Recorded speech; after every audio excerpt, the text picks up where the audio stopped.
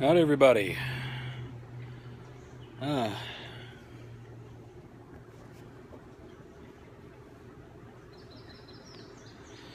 out here smoking a what I presume is a Falcon. See, my mother has recently started helping run an antique shop in town, and there's an older gentleman there who he goes out and he picks, and he has kind of an eye for pipes, and so he has a really nice collection of old antique pipes. And I saw, while I was just kind of looking around one day,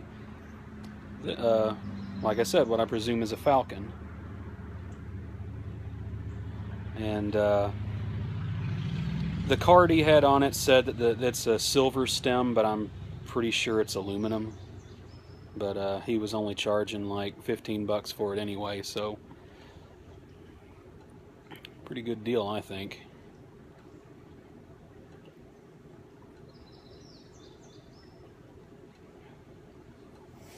But I'm smoking Sunset from Tinderbox.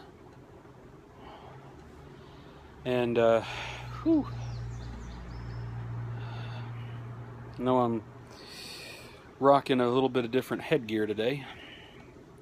And there's a reason for that y'all will find out shortly.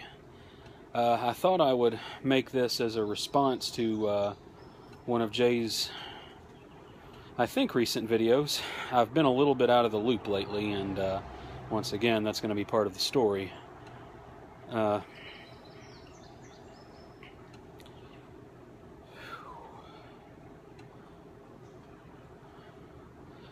But he asked for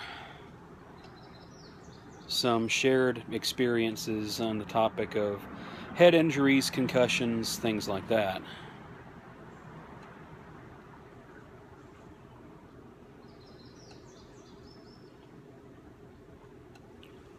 And I've got a bit of a doozy. Let's see where to start. At the end of May, the last day of the semester, I woke up with a migraine that had me puking. And it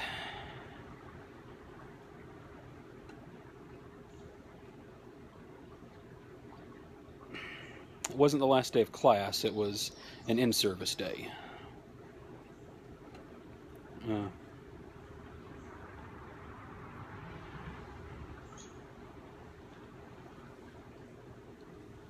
Sorry about that. Might not have gotten all the ash cleaned out of this thing. But anyway.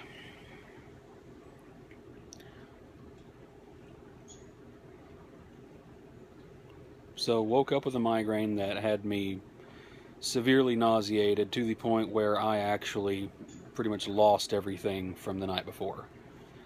And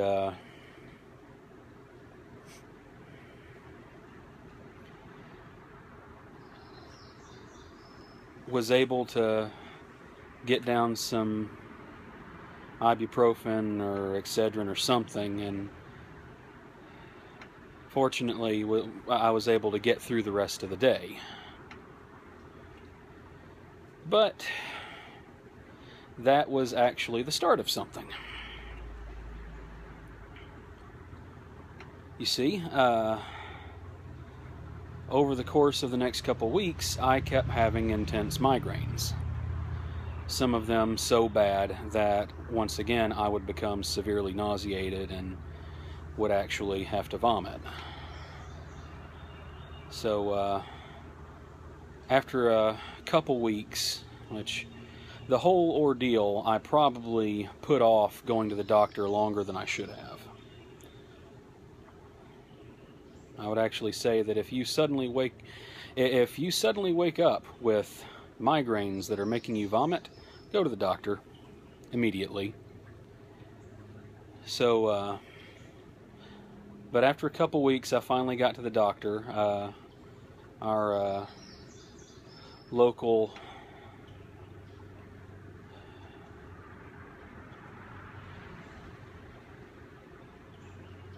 nurse physician practitioner, I think is the term.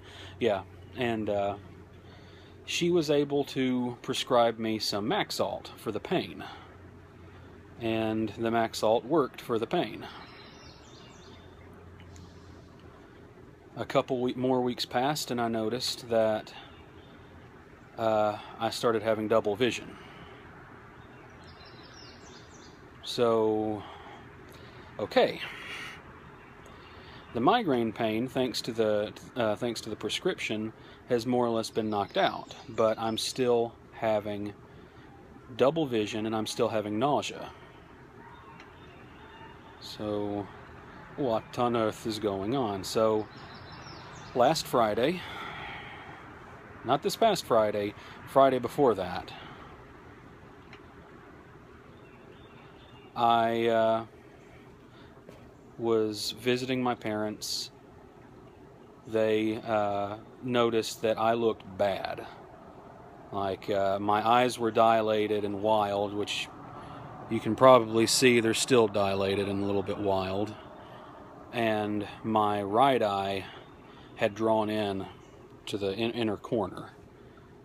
So they took me to the emergency room where I got a CAT scan, and they found a large mass on my prefrontal cortex. Immediate airlift to a neighboring hospital where they had an expert neurosurgeon, and I began a regimen of medication to begin reducing intracranial swelling to get me ready to have a brain tumor cut out of my head. So, that weekend turned into a week-long ordeal. Tuesday morning, so I got to Jackson General Friday evening. Tuesday morning, they were able to go in and they removed most of this tumor. Unfortunately, not all of it. They got most of it, and it is what is known as a glioblastoma. It is the most common form of brain tumor there is, and mine had achieved stage 4. Fairly aggressive, which is why it was, it was causing a lot of pressure up there. It had actually started to warp my brain's ventricles out of shape, the little fluid sacs up there. It, caused the double vision, caused the headaches and the nausea, and pardon me. Just overall started absolutely destroying my brain. Fun story, Saturday night, early Sunday morning, I actually went crazy in my hospital room. Climbed out of bed, started tearing my leads off, thought I was somewhere, had no idea where I was worried that, because I had no idea where I was worried that I might have hurt somebody, but sorry, my thumb got in the way. Took my nurses probably 20 or 30 minutes to calm me down and convince me that I was where I needed to be. And even after that, it took most of the day for me to realize I was at the hospital and that was where I needed to be. My parents had to come and help calm me down. But, so, had a couple rough nights, then they got in and they got most of the tumor out. They left in some chemo seeds or chemo wafers in order to go ahead and start knocking this thing out, or the remainder of it. But that very long drawn out way getting me to kind of Jay's thing. After the surgery,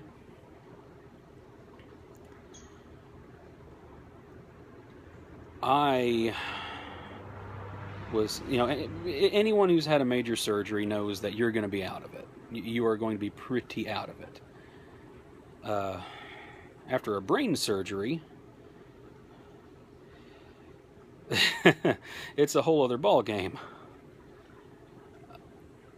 I remember being wheeled into surgery. They were stabbing me with all kinds of needles to get the anesthesia in, and then my next memory is I'm being wheeled out in the bed.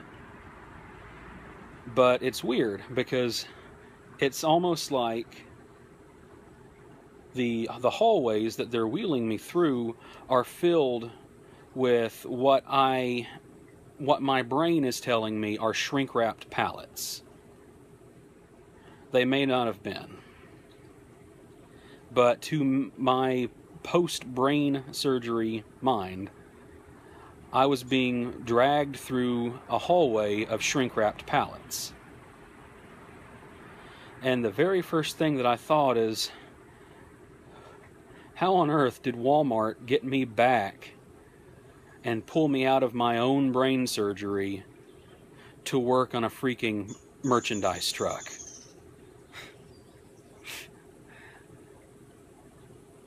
So, and my transit nurse, a lady named Denise, was asking me, "Sir, do you know where you are? Do you know what's going on?" I said, "Well, I thought I was in surgery." "Yes, sir. You just got out of surgery. They finished up with you and we're getting you back to the room right now." "Where am I?" "We just got you out of surgery, sir. We're getting you back to the room." "Okay." But that first day was a haze of morphine and oxycodone. The second day was half a haze of pretty much just the oxys at that point. They didn't have me on the morphine for too long, but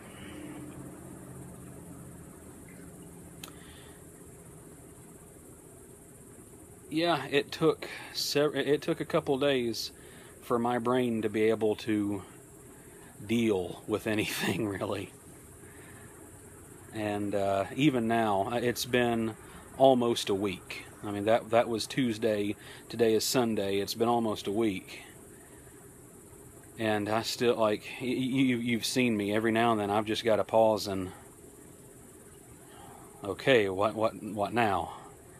Because my brain is